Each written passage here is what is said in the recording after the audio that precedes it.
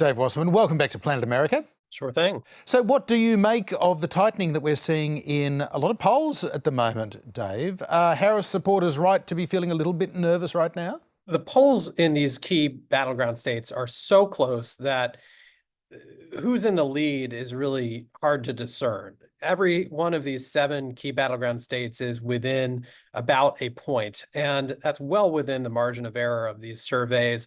And another dynamic is that to the extent either candidate has been up or down, Kamala Harris's better states have been in the north, Michigan, Pennsylvania, Wisconsin. Trump's better states have been in the south, particularly Arizona, Georgia, maybe if you squint, North Carolina.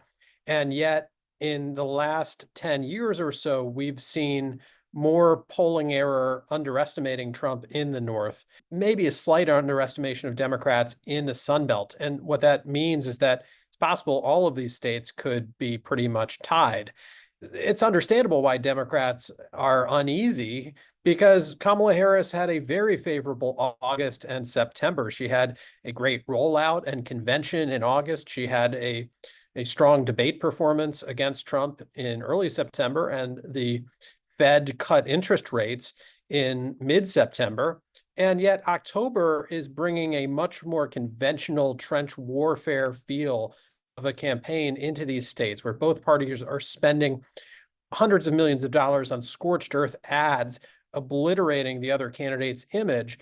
And that has helped level the playing field. And part of the reason why Trump is performing a touch better this week relative to perhaps 2 or 3 weeks ago is, number one, the memories of the debate are further in the rearview mirror. Number two, his paid communication has been much more effective than his debate performance or his rally appearances, where he tends to get in his own way. Third of all, the Republicans have been able to drive Kamala Harris's negatives back up closer to where they were before she became the nominee. So, Dave, what do you make of these claims on left-wing Twitter where some Democrats are claiming that there's poll rigging going on with a dump of Republican-sponsored polls distorting the averages? Is there anything to those claims? Not really, because even mainline polls conducted by news organizations with track records going back many years have found a tightening contest. Now, our polling average at the Cook Political Report does not take into account many of the new fly-by-night pollsters on the block, many of whom have Republican ties. We only look at the 20 national surveys that have well-established track records and do not affiliate with a party. And what we found is that Kamala Harris's national lead has winnowed from about 2.5 points several weeks ago to just about 2 points right now. And so there's been a very small, modest shift in the race towards Trump. Keep in mind that we believe Kamala Harris needs to win the national popular vote by somewhere between 2 and 3 points to win the Electoral College. So she's right on the bubble. This race could not be closer. And Dave, what about some of these polls where people are going into the crosstabs and identifying the pollsters making some strange decisions about who to consider a likely voter, for example, for their sample, or indeed some demographic decisions as well? Why do they make all of those adjustments rather than just report on the numbers of people they talk to? Every pollster is making a different assumption about who is going to turn out and vote that may or may not end up being accurate. And part of the reason pollsters have to weight their samples is that we have partisan non-response bias when response rates to traditional telephone methodologies are sub 1%. In fact, we're relying in many of these telephone surveys, even if it's overwhelmingly cell phone samples, to gauge the views of very small number, maybe 1% of people who are picking up the phone to accurately reflect what the other 99% are thinking. Now, online polls are proliferating, and many of them have track records that are now close to where the error has been for telephone polls. But it's harder to peg an online sample to a voter file of who's actually registered to vote. And what many pollsters are doing is weighting their results to how voters recall voting in the 2020 election to ensure they're getting the right mix of people as it pertains to the hard results from 4 years ago. And yet that may misjudge whether one side has an intensity advantage. Truth is that no one knows. We're all going to be in the dark as to the nature of this electorate until we get the first sets of results on November 5th. And even then, it could take a while to know. Now, given how close the polls have been for the last few months, I can understand why politicians would be vexing over half a point here or there. But for the casual viewer, are we just better off not paying attention to polling this election because the margin of error is so much bigger than the difference between the candidates? Look, I can think of a lot worse things to pay attention to than polling. Has polling been off by 3 or 4 points when Trump's been on the ballot in 16 and 20? Yes. Has it been more accurate when Trump's been off the ballot in 2018 and 2022? Yes. There's no way to say for sure whether that pattern will repeat from 4 or 8 years ago this time around. And pollsters are taking steps to try and prevent that from happening, but no one's got a foolproof approach. Now, if we disregarded polls entirely and tried to gauge the election result by, say, crowd size at rallies, or fundraising totals, or the number of ads spent, or who has voted early, I think those are much less reliable benchmarks of how the candidates are faring from state to state. Dave, there have been a number of recent polls that have shown Kamala Harris underperforming amongst a traditional Democratic stronghold, Black and Latino voters. Some, though, have pointed out back in 2020, there were polls that said that Biden was underperforming in those demographic groups, and come Election Day, he did about as well as Democrats always do, and that's going to happen again this year. What do you think of those arguments? We have a broad array of polls that show Kamala Harris underperforming with Black and particularly Hispanic voters relative to Biden's performance 4 years ago. I don't think that's in any dispute.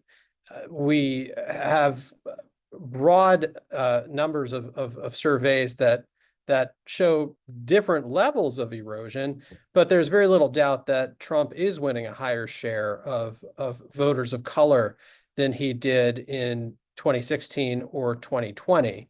And although Harris has gained ground relative to where Biden was this summer, she is not yet back to the levels of support that Democrats were enjoying among those groups 4 years ago. And that begs the question, where is she making that up elsewhere in the electorate? Well, first of all, it's important to note that Trump is performing better in the polls, much better in the polls than he was in either of 2016 or 2020 overall. And second, Kamala Harris is gaining ground relative to Biden among white voters with college degrees. But plenty of Democrats are concerned as to whether polling among whites without college degrees is accurate or truly reflects the Trump universe of voters, many of whom are more reluctant to answer surveys because they're more skeptical of the media overall. So this is a challenging environment for both parties to gauge which trends are real and which might not pan out on Election Day. So finally, Dave Wasman, what are you going to be looking at over the next 3 weeks? What breadcrumbs will we be following? What clues will we be looking for as to how this is all going to play out? Well, keep in mind that neither candidate is at 50% support in the average of polls in any of these 7 battleground states. We're looking at 47, 48% vote shares, and that means that 3, 4, maybe as high as 5% of the electorate in these states remains up for grabs or persuadable in some shape or form. Many of these voters won't vote. But when we drill down on their attitudes in the surveys that we have conducted in partnership with one Democratic and one Republican polling firm, what we've found is that these voters are a little bit more diverse, a little bit more female, and a little younger than the rest of the electorate, all of which on their face should benefit Kamala Harris and give her upside. But it's also a less college-educated group of voters, and overwhelmingly, they dislike both candidates. 68% of them believe that Harris is too liberal to govern the country effectively. 70% of them believe that Trump is too erratic and out of control to govern the country effectively. But the one tell in these surveys that, to me, gives Trump a bit more upside with that undecided group is that by 55 to 26, they believe Trump would do a better job of combating inflation and getting cost of living under control than Harris. Keep in mind, this is a fairly low information group of voters that is not paying attention to cable news or what mainstream media outlets are saying. And even though they're turned off by both candidates and the ads, they still believe that the economy and costs were more favorable under Trump than under the Biden-Harris administration. The other state that I would really be watching closely is Pennsylvania. There are battleground states, and then Pennsylvania is kind of in its own category here. It's not only the biggest electoral college prize, but it's consistently been the closest state in the polls. And even if Harris has had on average a fraction of a point advantage in surveys, there are, in my view, a few more warning signs in the data for Harris than there are for Trump. We've seen Democrats' voter registration lead in Pennsylvania get cut in half over the past 4 years. We've also seen that Trump is winning a higher share of Hispanic voters, and there are a lot of Hispanic voters in some working class cities in Pennsylvania.